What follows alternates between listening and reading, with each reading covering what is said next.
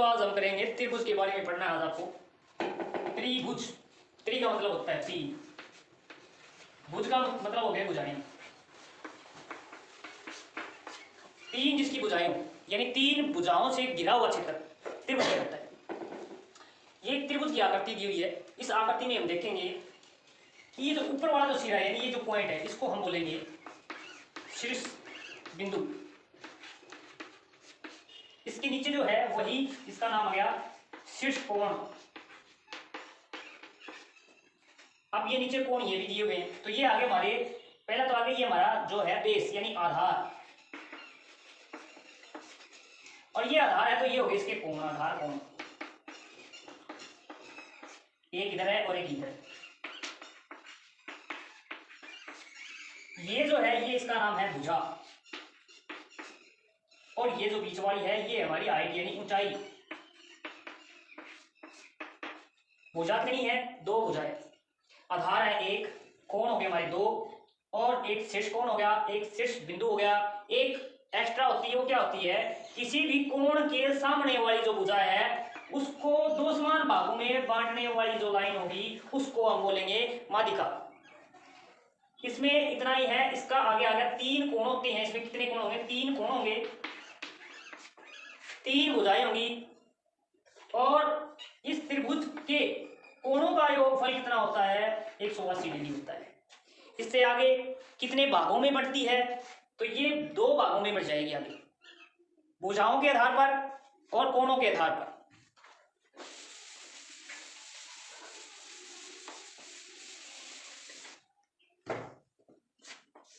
ये त्रिभुज है, इस त्रिभुज के दो पार्ट हो जाएंगे आगे। एक का नाम हो गया भुजाओं के आधार पर,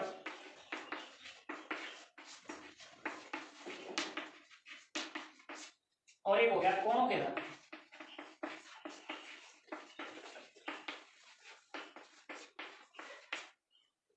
अब ये त्रिभुज है, इसके दो पार्ट हो गए। पार्ट होने के बाद में इसके नीचे तीन हो जाएंगे, इसके भी नीचे तीन हो जाएंगे। क्या के? जैसे भुजाओं के आधार पर सिर्फ उन त्रिभुजों में भुजाओं का जिक्र मिलेगा। जैसे कैसे? एक हो गया पहला समबाहु त्रिभुज। ये जो लोगो है हमारा, ये त्रिभुज जो हम ऐसे त्रिभुज लिखते हैं तो ये इसका लोगो हो गया यानी समबाहु आगे त्रिभुज। उसके बाद इसी का दूसरा नाम है एक समत्रिबाहु त्रिभुज।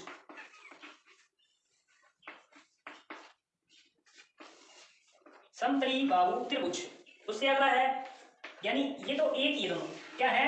एक ही है। इससे आगे वाला कौन सा आ गया? सेकंड नंबर पे समद्विबाहु। के नीचे आ जाएगा दवी बाहु त्रिभुज। उससे अगला है विषम बाहु त्रिभुज।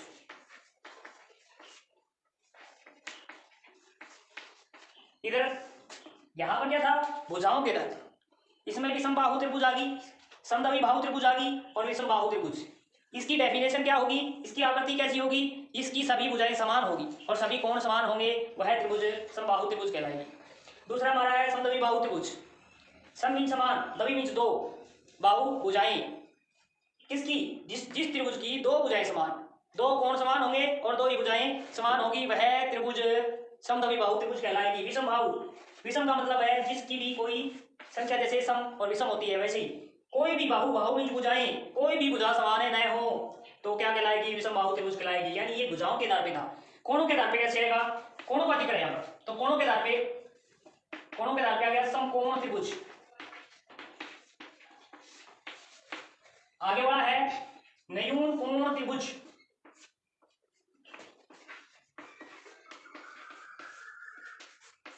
और अगला है अधिक कोण त्रिभुज। समकोण वह है त्रिभुज, कौन सी त्रिभुज? जिस त्रिभुज में एक कोण 90 डिग्री का हो, यानी इसकी आकृति इस टाइप में बनेगी। ये कोण क्या है? 90 डिग्री का है, यानी एक कोण 90 डिग्री का होगा और दो न्यून कोण होंगे, वह त्रिभुज समकोण त्रिभुज कहलाएगी। दूसरा हमारा है न्यून कोण त्रिभुज। न्यून कोण त्रिभुज कौन सी भी हो सकती है आपकी न्यून कोण त्रिभुज? जैसे समबाहु त्रिभुज है, समद्विबाहु त्रिभुज है, विषम बाहु त्रिभुज है, ठीक है।